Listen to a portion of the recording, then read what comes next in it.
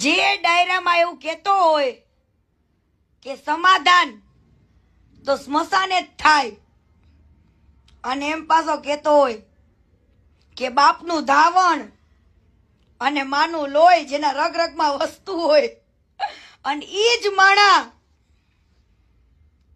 સમાધાન લઈને આવે અને કીર્તિ પટેલને લાલચમાં નાખે. એનું શું કરવું જોઈએ?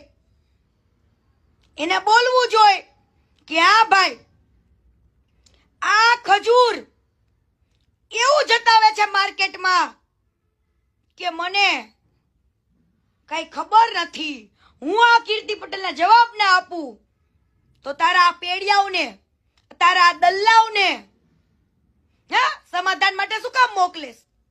તારા દલ્લાઓને જવાબ દે. હવે જવાબ ખજૂર નહીં દે,